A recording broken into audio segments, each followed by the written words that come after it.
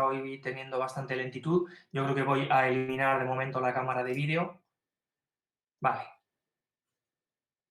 Y vamos a ir viendo entonces el material correspondiente a las series, correspondiente a algo que ya habíamos empezado a ver en la sesión de teoría última, y me dijo también el profesor de prácticas que habéis empezado a trabajar un poquito, principalmente los tipos más básicos, los tipos más habituales y que tienen nombre, como las series de tipo geométrico, por ejemplo. Así que vamos a insistir un poquito en la parte de la base teórica, porque sí que habíamos comenzado a indicar que teníamos, cuando teníamos una serie, aproximadamente un contexto de este estilo, en el que queríamos buscar qué sucedía con algo que a largo plazo iba como acumulando los valores de otra cuestión, de otra sucesión, que tenía también infinitos valores. Así que la motivación para esto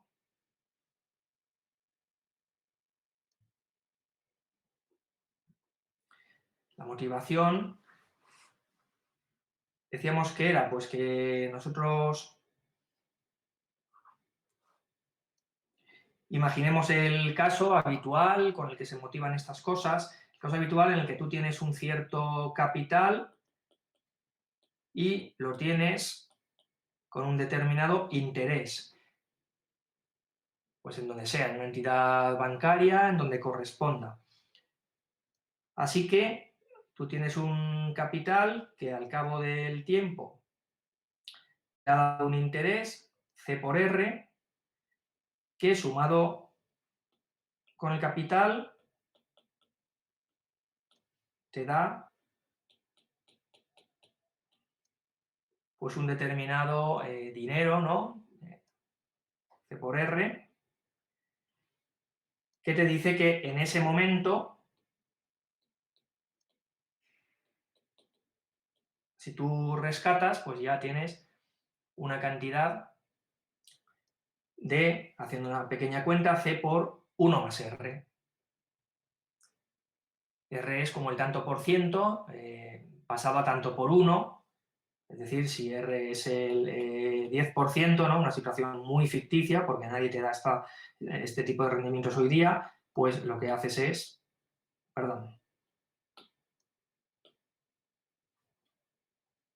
pasar R a 0,1. Bueno, así que tienes este capital, pero como vemos aquí ya hemos hecho una suma, lo estoy ahora redondeando, hemos hecho una suma, ¿verdad? Bueno, pues de esto es de lo que se trata. En cada periodo tú vas a obtener un capital, que es la acumulación del capital que tienes con los intereses que vas cobrando.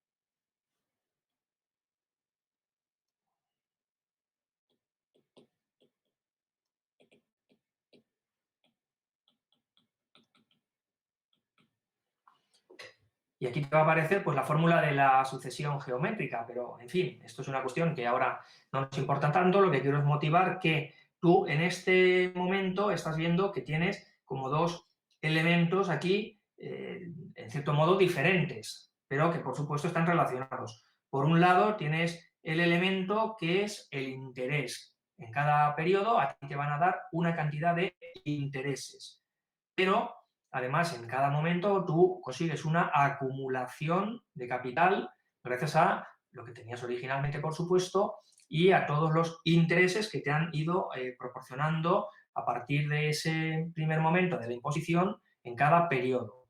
Entonces, lo que tienes son dos elementos diferentes pero conectados.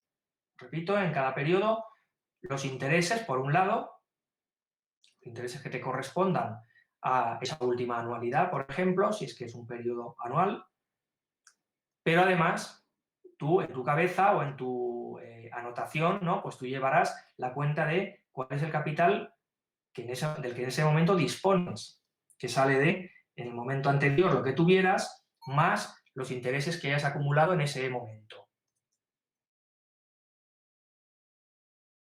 Pues bien, eso es lo que sucede entonces con el caso de las sucesiones y las progresiones.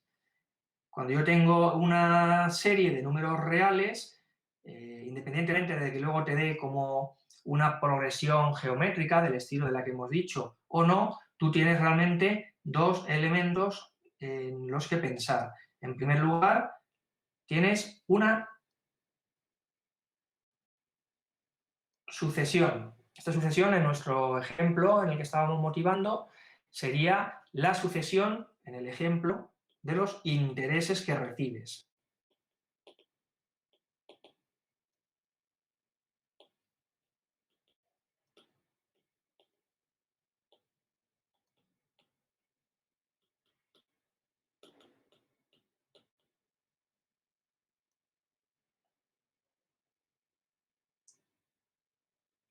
Pero luego lo que sucede es que en cada periodo, pues pon que estás en la cuarta anualidad, pues en la cuarta anualidad tú puedes pensar, siguiendo ese ejemplo, en lo que sería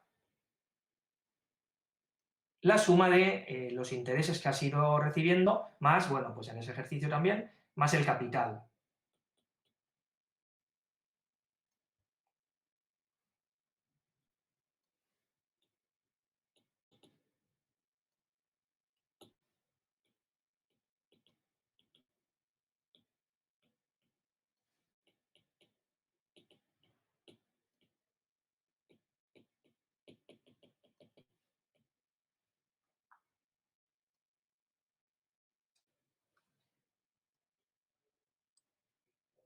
Pues esos son los dos elementos. Lo que sucede que habitualmente cuando hablamos de fórmulas, el objeto que nosotros observamos es el primero, el que hay arriba. Observamos las xn. Observamos, siguiendo este ejemplo, los intereses que se nos aportan en cada momento.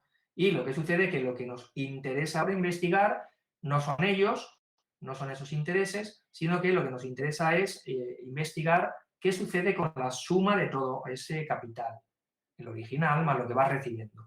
Este es entonces el propósito del concepto de serie, en donde, como veíamos en esta tabla, habitualmente se nos da el elemento que llamamos xn y ese n a veces, frecuentemente más bien,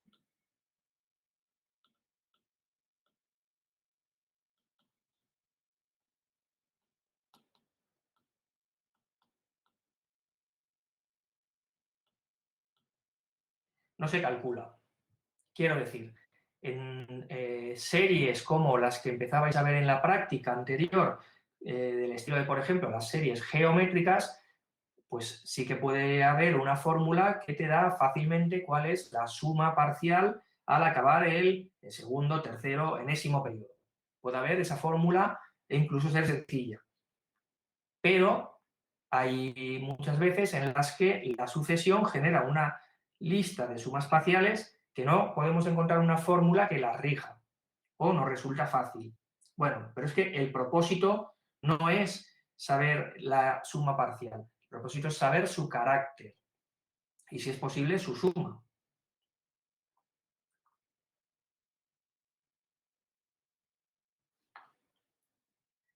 Bueno, pues aquí está el ejemplo que estaba mencionando antes de los intereses, pero ahora ya sí, un poco más desarrollado. Me ofrecen hoy 1 euro y cada día que pase, la mitad de lo que me han ofrecido el día anterior. ¿Cuántos euros tendré a lo largo del tiempo? Vamos a ver este y luego vamos a hacer una pequeña variante para ver la diferencia. En este caso, la cantidad que tengo en cada, o que recibo en cada día es la columna que estoy ahora marcando, esa es la que recibo cada día, pero la cantidad que he acumulado en cada momento la da, por supuesto, entonces la columna de la derecha que estoy ahora marcando, la da estas cantidades. Por lo tanto, si yo quiero saber a largo plazo qué es lo que sucede o qué cantidad es la que puedo aspirar a tener, si dejo pasar una cantidad infinitamente grande de tiempo, lo que tengo que investigar es, evidentemente, la columna que he marcado a la derecha y no la columna que está a la izquierda. Eso entonces admite una fórmula rápidamente. Si uno examina qué es lo que está escribiendo, pues ve que en la columna de la izquierda tiene algo que sigue la fórmula 1 partido 2 elevado a n-1. Estos numeritos que estoy ahora marcando siguen esta fórmula. Y al seguir esta fórmula nos dice que entonces la suma que estoy realizando es la de los números escritos como 1 partido 2 a la n-1.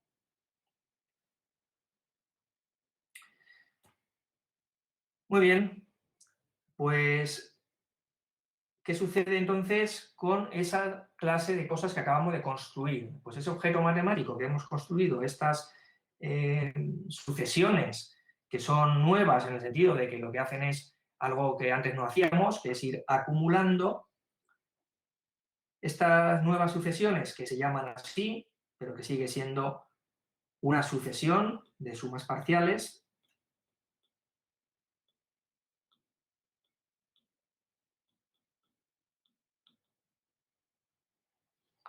Pues como cualquier sucesión, puede tener uno de los tres caracteres que tenemos aquí. Podría resultar que fuera convergente, que esto se denota de esta forma.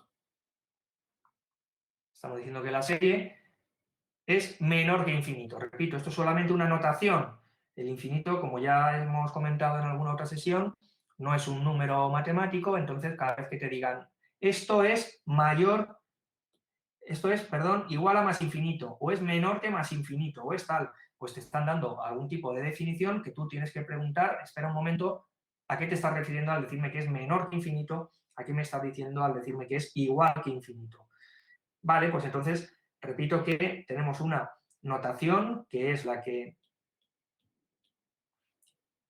voy a volver a recuadrar ahora, y esta notación de que la serie es menor que más infinito es un concepto ya conocido, es que la serie, como sucesión que es, tenga el carácter de convergente. Igualmente escribimos que diverge a más infinito o que diverge a menos infinito con la notación que acabo de recuadrar y corresponde a la definición que teníamos ya en la primera parte, y todos los demás casos, como antes, se denominan entonces series oscilantes.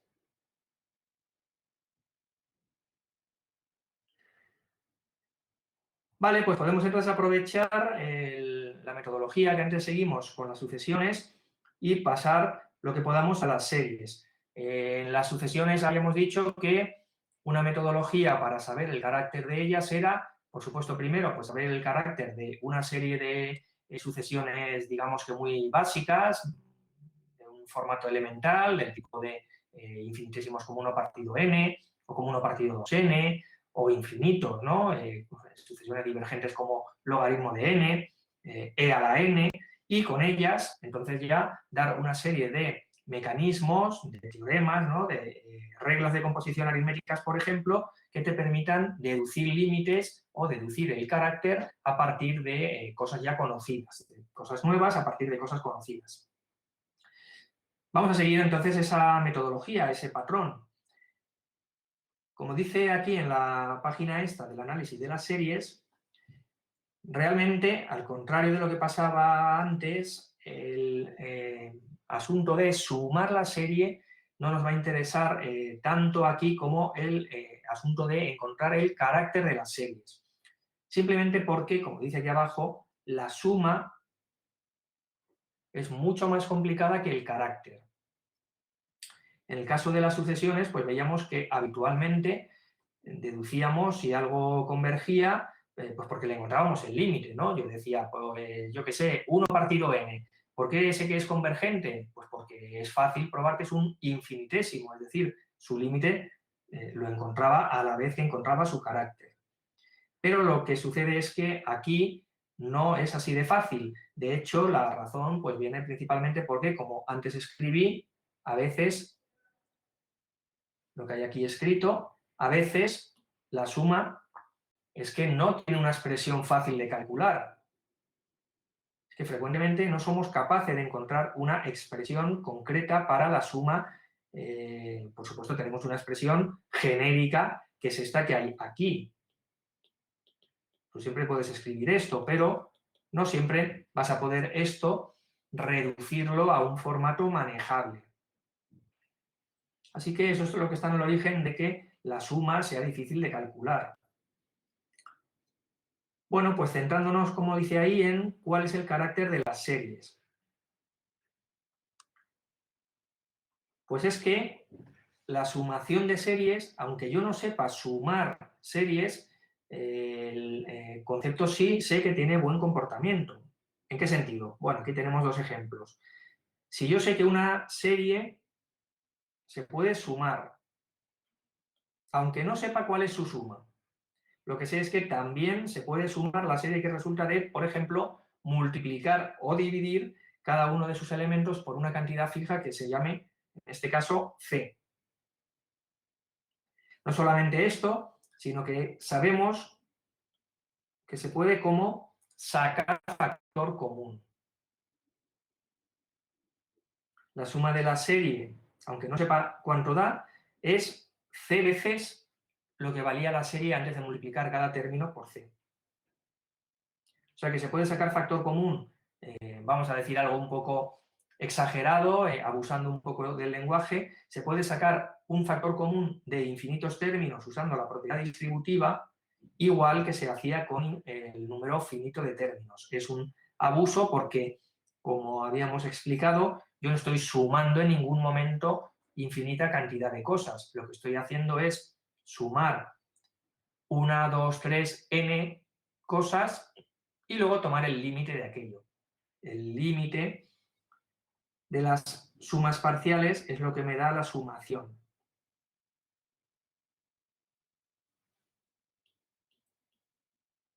Y otra propiedad que nos da el carácter de cosas a partir de cosas conocidas es la de aquí abajo. Si tú tienes dos series que sabes que son sumables, incluso aunque no sacas cuál es la suma, lo que puedes garantizar sabiendo que ellas son sumables es que si tú término a término sumas ambas series, el resultado te proporciona una nueva serie que también va a ser sumable, también va a ser convergente. No solamente esto, sino que además la suma de la serie nueva que has construido sumando término a término la anterior es la suma que de la primera más la suma de la segunda.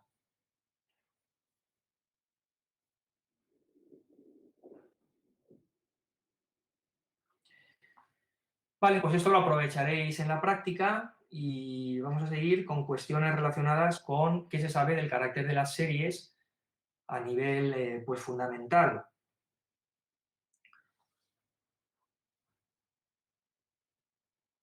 Una que hereda, en cierto modo, del caso de las sucesiones es que si tú en una serie quitas o cambias a unas cuantas de ellas, digamos, a todas hasta una. Si alteras el valor de los primeros términos hasta 1, pero desde ese 1 en adelante todo sigue como estaba. Pues lo que sucede es que el carácter no cambia.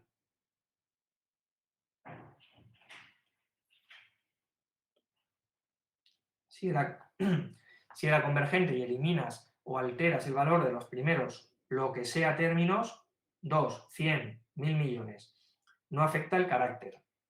Si era convergente, sigue siendo convergente, si era oscilante, sigue siendo oscilante. Evidentemente sí que cambia a la suma, ¿no? Pensad el ejemplo que hemos dicho antes de los intereses, evidentemente no es lo mismo el capital que obtienes si tienes un determinado interés que si lo de los primeros no sé cuántos periodos te lo cambian y te lo ponen a la mitad o al doble o te los cancelan. Así que evidentemente la suma sí que cambia si yo altero el listado de números que estoy sumando. Pero el carácter, si tú a partir de un término no los cambias, no se ve afectado, se mantiene el que había. Bien, el criterio de Cauchy también admite una traducción aquí, al fin y al cabo, el criterio de Cauchy servía para todas las sucesiones y ahora seguimos teniendo una sucesión. El criterio de Cauchy, entonces, vamos a ver.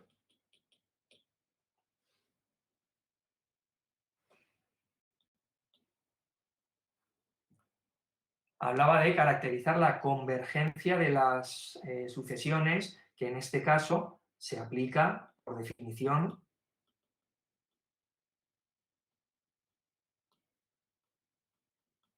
a la sucesión que estamos investigando. Recordemos que en las series no investigamos el carácter o el límite de la sucesión de las X, sino que investigamos el carácter y, si es posible, el límite de la sucesión de las S.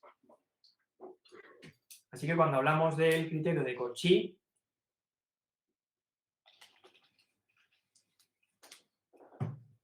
no estamos hablando de lo que dice el criterio de Cauchy para las X, sino que tenemos que pensar en lo que dice para las S. Entonces, dicho como en la transparencia correspondiente a las sucesiones, pues realmente dirá que hay un N0 que cumple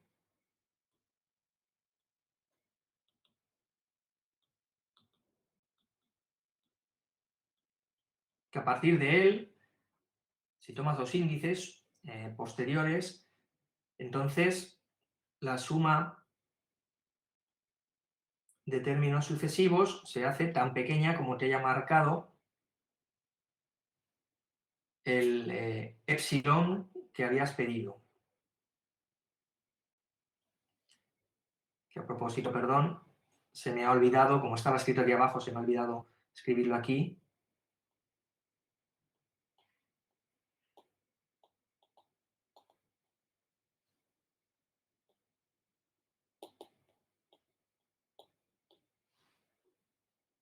Entonces, la aplicación del criterio de Cauchy a este caso realmente tiene que hacerse a las S y ahora ya, comienzo de nuevo, pues aplicamos lo que nos decía la transparencia sobre el criterio de Cauchy de las sucesiones, pero para Sn. Te dice que para cualquier epsilon que tú tomes, para cualquier margen de error que determine cómo de grande es el error que te permites para considerar que un número se parece a otro, pues entonces, para cualquier margen de error, hay un índice N0 para el cual se cumple que cuando tomes índices posteriores a él, que aquí llamamos M y N de momento, pues se cumpla que la diferencia entre términos posteriores a N0, Sm menos Sn, sea más pequeño que epsilon. ¿Qué sucede con la resta de sumas? Bueno, pues la resta de sumas, perdonad que vamos a verlo, por ejemplo, aquí. ¿Qué sucede con la resta de sumas? Pues en la resta de sumas lo que sucede es, claro, que si tú estás tomando la suma hasta un determinado término y la estás comparando con la suma hasta otro término posterior, lo que sucede es que la diferencia son los términos que has añadido, pues en este caso para pasar del segundo al cuarto, pues después del término segundo. Es decir, en este caso, x3 más x4 es lo que te genera la diferencia entre S4 y S2. Bien, entonces siempre sucede esto, la diferencia entre dos términos sucesivos de una serie, es decir, entre dos sumas parciales, siempre es, si piensas en la mayor, la más, digamos, larga, la que tiene más sumandos, menos la más pequeña, siempre son los términos posteriores al último de la más pequeña, en este caso posterior al 2, el tercero, y el último en la diferencia es el último en la suma parcial larga, la que tiene más elementos. Eso es lo que estamos viendo aquí en esta transparencia. Esto es algo general que corresponde a la estructura básica que tienen las sucesiones que hemos llamado sumas parciales. Entonces, como el criterio de Cauchy se aplica a esas sucesiones, a la de las sumas parciales, esta diferencia realmente tiene la forma que dice aquí abajo. Es desde el n más 1, el siguiente al n, hasta el m.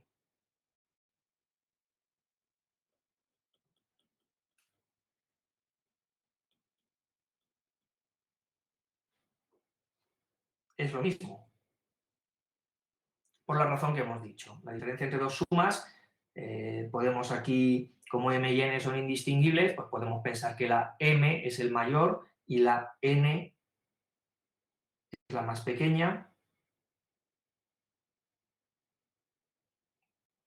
Entonces, como hemos argumentado antes, esta suma es esta lista de elementos, desde el elemento siguiente al pequeño, al n, hasta el último. Lo que sucede que, bueno, que aquí en esta escritura, luego lo que hemos hecho ha sido como reducirlo y decir, bueno, pues si lo que me está diciendo es que a partir de un término, esta clase de sumas que acabamos de escribir se hacen tan pequeñas como quieras, pues lo podemos escribir también de la forma que hay aquí, que estoy volviendo a subrayar ahora. Es a partir de un término n0, sucede que cada vez que me vaya a cualquier posición posterior y sume cualquier cantidad de cosas, p cantidades de cosas, pues la cantidad sumada va a ser infinitamente pequeña. O sea que esto lo que te está diciendo es, las series convergentes son aquellas para las que a largo plazo lo que vas añadiendo, da igual cuántas cosas añadas, se hace tan pequeño como tú hayas prefijado, tan pequeño como ese epsilon. Da igual, repito, si sumas 1, 2, 3, 50, cualquier cantidad de cosas. Bien, pues a partir de esto que hemos dicho, se encuentra esa condición necesaria que tenemos aquí abajo. Bueno, lo que se encuentra aquí muy fácil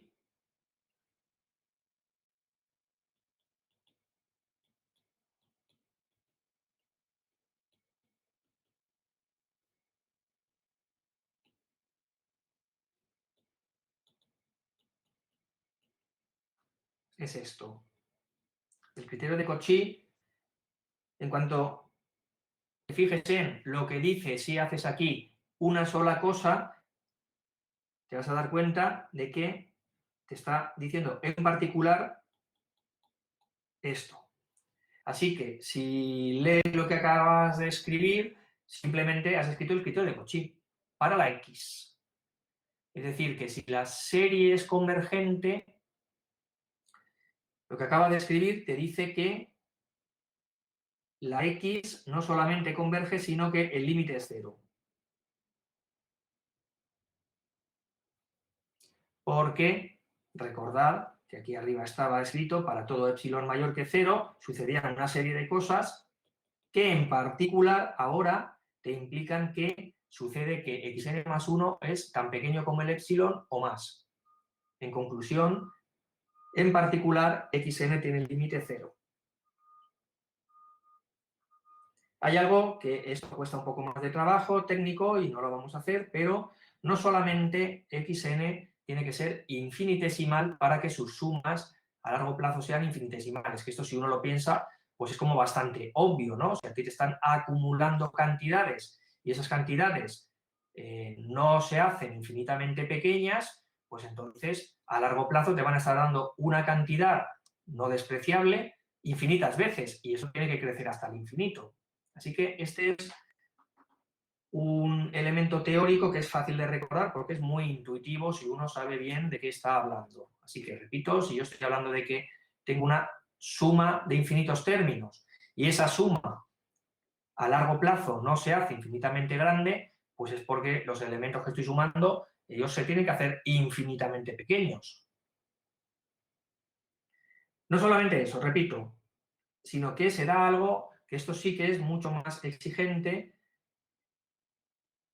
No solamente los términos que vas añadiendo, ¿de acuerdo? Los X, los términos que vas sumando, son infinitamente pequeños, sino que, pensemos en los términos que antes habíamos hablado, en el caso de los infinitésimos habíamos hablado de que había un orden de infinitésimos, que bueno, es el orden asociado al orden de infinitos. Entonces, lo que estábamos aquí diciendo en esto que es recuadrado abajo es que xn es un infinitésimo de mayor orden como infinitésimo que 1 partido n. ¿Por qué? Esa expresión que ahí estamos dando es así, ¿verdad? N por xn también lo podemos escribir como xn partido por 1 partido n.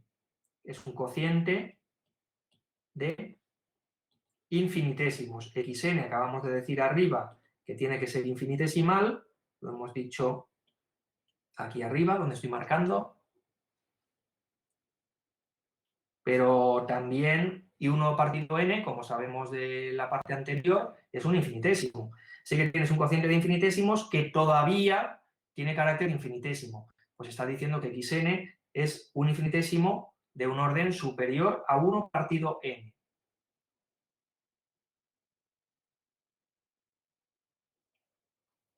Por lo tanto, mis sucesiones con las que construyo series, si quiero que converjan, por lo menos tengo que observar que esas sucesiones que yo estoy sumando son infinitesimos y que de hecho convergen a cero más rápido que 1 partido n. Esas dos cosas tengo que observar. Eso no quiere decir que si yo observo eso, está garantizado entonces que la serie sea convergente.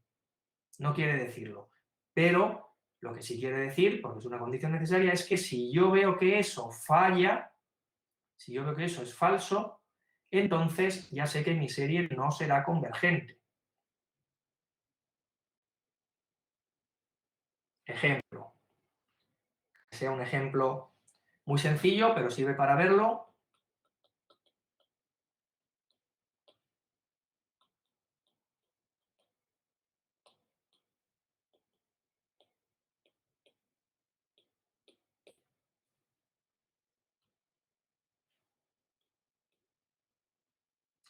Si a mí me hablas del carácter de esta serie, pues lo que yo observo, poniendo en la terminología de antes, es que en esta serie xn es 1 partido n. Observo que al multiplicarlo por n es 1, que es constante. Entonces, es evidente que la serie no cumple esa condición necesaria que hemos dicho antes, porque esto, que es una sucesión constante a 1, pues desde luego no es convergente a 0. Como no se cumple la condición necesaria que hemos dicho antes,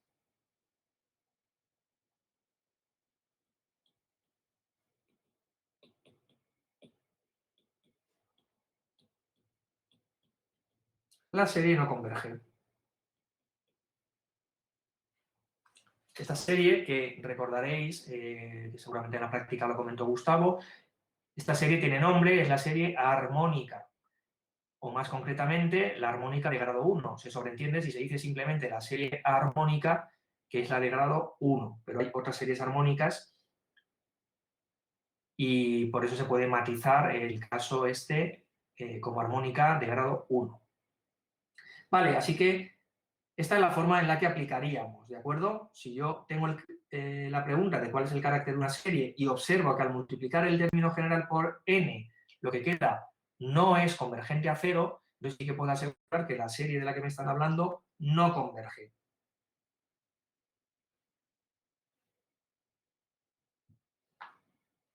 Vale, bueno, pues precisamente aquí tenemos una serie de casos notables que ya os presentaron la semana pasada en la práctica.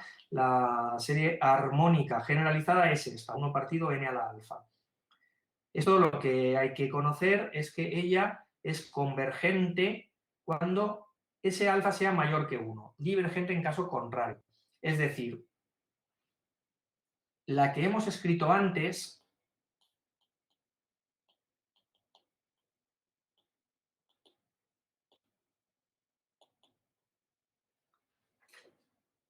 la que acabamos de escribir aquí, que hemos argumentado cómo podemos ver que no es convergente, pues de hecho es divergente a más infinito.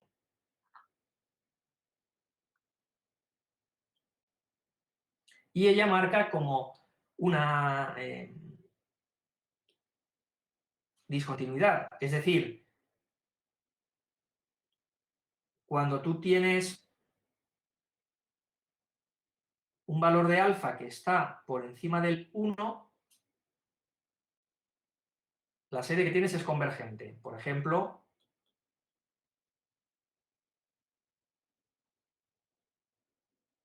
esta serie es una serie armónica de grado 2 Luego ella converge, ¿verdad? 2 es mayor que 1. Así que todas las que están aquí a la derecha se comportan igual que 1 partido n cuadrado. Pero el 1 y todas las que tiene antes dan series divergentes. Todas las que tienen antes quiere decir, por ejemplo, voy a escribir aquí arriba, si a mí me preguntan por esta serie,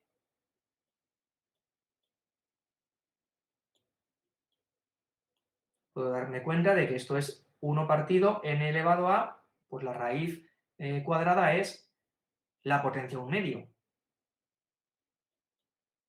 Vuelvo a insistir en que tenemos que recordar cómo son las operaciones básicas con potencias y con otros elementos de la aritmética, y las iremos viendo y las iremos recordando. Así que la raíz de un cierto índice, en este caso la raíz cuadrada n de n, esto es la potencia de lo que tenga dentro, del radicando, n elevado a 1/2, a 1 partido el índice, que es 2. Claro, esta diverge, porque es el caso de una, ahora, serie armónica de grado alfa igual a 1/2, que es 0,5, y 0,5 es menor que 1.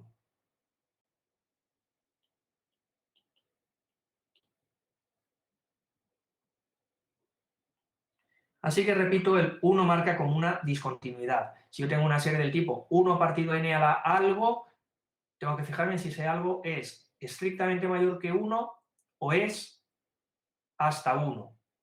0, algo hasta 1 incluido. En este segundo caso son divergentes. Pero si el índice de la potencia, este alfa que hemos llamado, es mayor estrictamente que 1, entonces tengo una serie que es convergente. ¿A qué? Pues no lo sabemos. Hay algunas en las que se sabe a qué converge, ¿de acuerdo? En algunas pues se han hecho estudios específicos y se puede saber, entonces creo recordar que esta que acabo de escribir aquí abajo, pues creo recordar que vale pi sextos o algo así. Entonces hay algunas que está hecho y se sabe el valor exacto, pero en general, pues si te preguntan cuánto vale, no hay una expresión para encontrar la suma y no hay una expresión en general para encontrar el límite. Bueno, pues esta es la que tiene que ver con el rendimiento, ¿no?, de los capitales invertidos. Cuando tú tienes una serie de razón R, lo que estás dando es algo con el formato de una cantidad fija. Esa cantidad fija a veces pues no se considera porque, como hemos dicho antes, esa cantidad la puedes sacar fuera. Eso no altera el carácter, las sumas simplemente se multiplican y, por lo tanto, el estudio que importa es el de esto que estoy ahora redondeando. Así que, bueno, pues puede ser que ahí pues no tengas nada, ¿de acuerdo? Que ahí dentro no tengas nada y que la serie que tengas sea simplemente algo de este estilo. Bueno, pues, porque repito, esto es lo que importa, esto es lo que hay que saber sumar. El que esté o no la A no importa porque lo puedes sacar fuera, lo que importa es que sepamos manejarnos bien con lo que es R cuadrado. Con esta clase de cosas nos tenemos que saber manejar perfectamente. Pues bien, estas, a diferencia de las anteriores, se sabe qué sucede. La razón tiene que estar, justo al contrario que antes, entre 0 y 1 para que sea convergente. Si vale 1, pues simplemente es la serie constante. Está sumando todo el tiempo A, evidentemente que diverge. Si es mayor que 1, pues todavía con más motivo porque las cantidades que vas añadiendo son cada vez más grandes. Lo que sucede que, en este caso, cuando converja, sabemos encontrar el límite. Esto no pasaba en el caso anterior, las armónicas generalizadas, yo no sabía sumarlas todas, pero las series que son geométricas de razón R, estas sí las sabemos dibujar. Perdón, sí sabemos calcular su límite. Sí sabemos calcular su límite y, de hecho, es que hasta es fácil encontrar una expresión para encontrar las sumas parciales. O sea que, por supuesto, tú sí puedes calcular de manera algebraica, es decir, de manera precisa, puedes calcular cuál es el rendimiento que has obtenido hasta el periodo en 1245. No hay ningún inconveniente en encontrar esto, la fórmula te dice que es, y aquí hay que llevar cuidado porque hay que empezar exactamente con este formato. Cuando digo exactamente, digo pues que tienes que tener el comienzo con n igual a 1, tienes que tener r elevado a n, es decir, yo no podría aplicar la fórmula tal cual está a, por ejemplo, si me dicen cuál es el límite, perdón, cuál es la suma parcial de esta serie.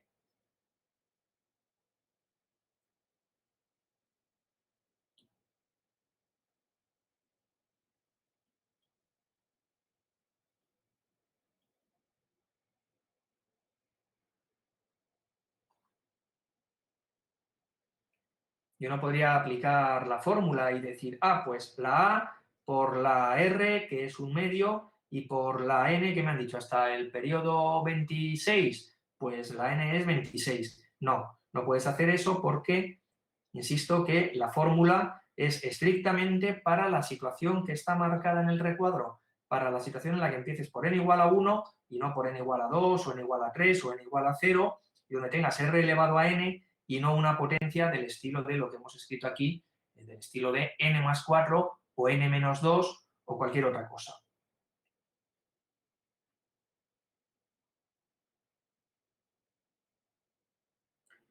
Esta fórmula de la suma parcial, entonces, supuesto que estás en el formato correcto, que la puedes aplicar, yo la suelo mencionar de palabra porque es más fácil, el formato te dice que es el primero menos el último por la razón partido 1 menos la razón.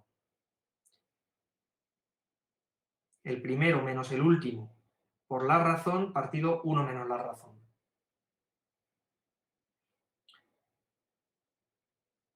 Bien, de estos veréis entonces en prácticas cómo manejarse con ellos, cómo calcular sumas parciales, cómo calcular el límite, cómo calcular, por lo tanto, la cifra a la que eventualmente convergería si sumara los infinitos términos. Y bueno, y para acabar, las series telescópicas. Estas son un poco más complicadas conceptualmente porque nosotros antes en la tabla teníamos dos elementos y eso a veces ya causa problema, pues ahora lo que resulta es que tenemos un tercer elemento. Tercer elemento que es una sucesión a sub n que genera la sucesión de las x mediante un procedimiento previo, que es el de las diferencias de términos sucesivos. Esas diferencias pueden ser de esta primera forma o de esta segunda forma. Y las series que van definidas por sucesiones xn, que a su vez proceden de otras sucesiones a sub n como estas, son sumables, es muy fácil, es más fácil todavía que el caso anterior, pero hay que llevar cuidado porque la suma cambia según estemos en el primer formato o estemos en el segundo.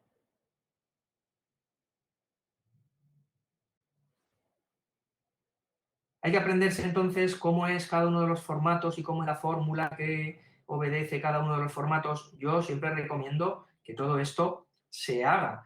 Luego ya, pues en la práctica veréis, pero es muy sencillo. Imaginemos que tú tienes una serie telescópica de esta forma, es que es muy fácil encontrar las sumas parciales. ¿Mm?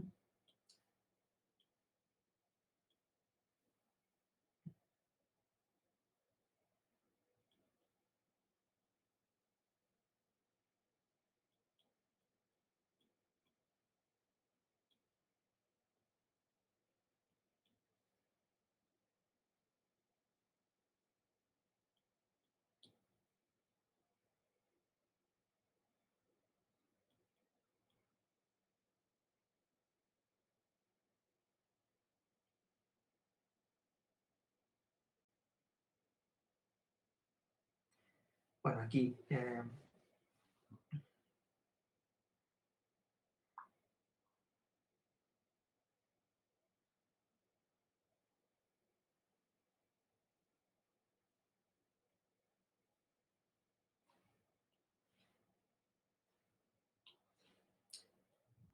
he dejado el primer término, perdón. Entonces, digo que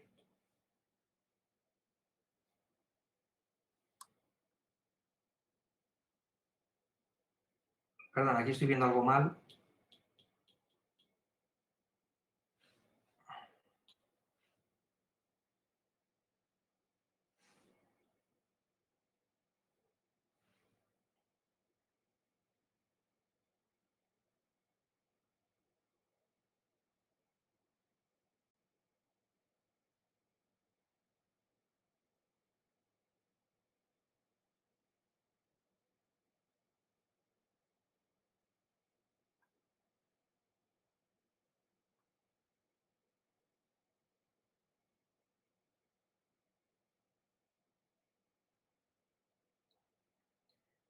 Bueno, voy a examinar porque yo creo que aquí hay algo en la transparencia que no estaba bien.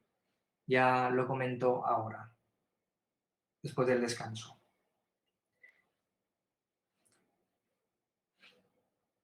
Vaya. Bueno, entonces eso.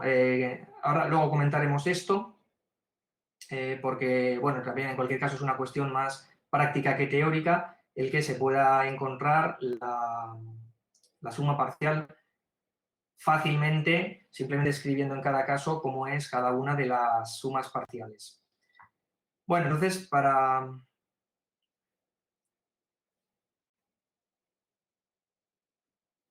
en esta transparencia lo que vemos es, bueno, pues hasta el momento hemos estado hablando de unos casos particulares, teníamos aquí unos casos notables que nos sirven, en cierto modo, algunos como plantilla, ¿no? Las series armónicas, ahora veremos que nos sirven de medida de contraste para ver el tipo de convergencia de otras series un poco más complicadas, pero hasta el momento nos hemos estado concentrando en determinados formatos concretos. No hay que esperar, por supuesto, que las expresiones que tengamos que sumar sean todas así de concretas, así de específicas. Entonces vamos aquí a explicar de qué vías disponemos para hablar del carácter de series en general, sin que tengan que obedecer a un formato concreto.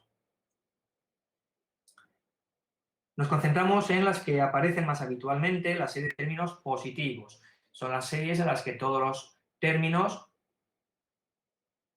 cumplen esta condición que hay aquí. Bien, o sea, que una serie de términos positivos, que la habréis visto si miráis los exámenes que hay otros años, si preguntamos qué es una serie de términos positivos, simplemente aquella para la que xn mayor o igual que 0, punto final, se acabó la respuesta. Aquellos que cumplen xn mayor o igual que 0. Digo que son las que nos importan más porque, bueno, son las que aparecen más frecuentemente. Si tú recibes intereses, pues recibes intereses, son cantidades positivas. Las cantidades, o tienes que pagar una hipoteca, pues también son cantidades positivas. La riqueza del país, pues va acumulando cantidades positivas. Entonces, bueno, es habitual trabajar con términos que son siempre todos ellos positivos. En ese caso, lo que sucede es que las sumas parciales, como las sumas parciales se obtienen, como sabemos, cada una sumando un término al anterior, claro, si el término que acabas de añadir, me acabas de decir que es mayor o igual que 0, pues lo que me estás diciendo es que la suma n más 1 es, por lo tanto, mayor o como mucho igual que la suma anterior.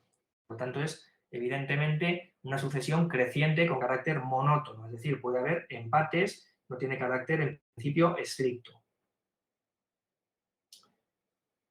Claro, las sucesiones que son monótonas crecientes, si estaban acotadas, convergían, y si no estaban acotadas, pues por supuesto son divergentes a más infinito.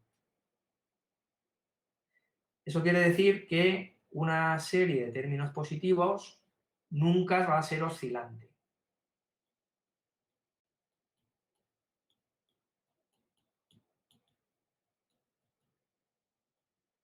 Como nunca es oscilante, eso lo que te quiere decir es, retomamos este ejemplo. Nosotros antes habíamos argumentado con la teoría que esta serie, que al final es la armónica, no tenía carácter convergente por aquella condición necesaria de convergencia. Como la incumplía, ella no es convergente. Lo que ahora hemos añadido es que como es serie de términos positivos, no oscilante. Por lo tanto, solo puede ser divergente.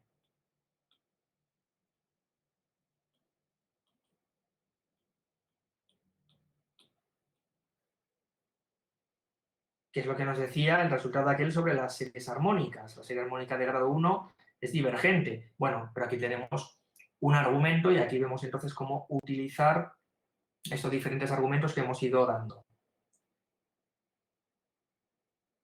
Vale, bueno, pues como son y 52 creo por el reloj, pues entonces vamos a dejar ahora un pequeño descanso de 10 minutillos y seguimos viendo esta parte.